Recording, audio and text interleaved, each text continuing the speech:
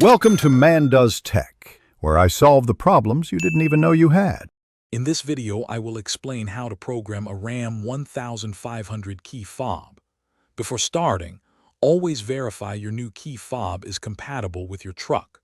A non-working fob might just need a new battery, so check that first.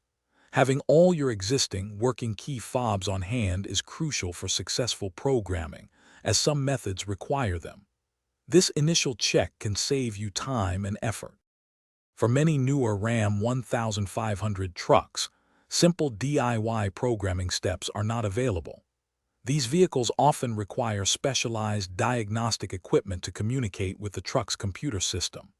Dealerships and qualified automotive locksmiths have these tools and can access your vehicle's unique 4-digit security PIN, which is essential for securely pairing new key fobs to your truck. This ensures proper function and maintains vehicle security.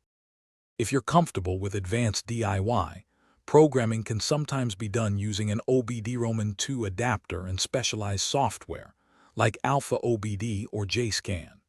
For some RAM 1500 models, a security bypass cable is also required to access the vehicle's modules.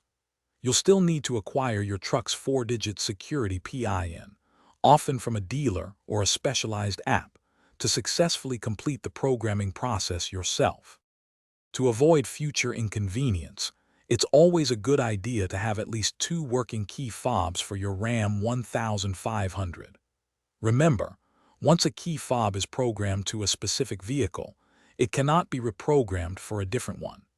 Before purchasing a replacement, double-check that its part number precisely matches your original fob to ensure full compatibility and functionality with your truck. Thanks for watching. If you found this helpful, don't forget to like and subscribe.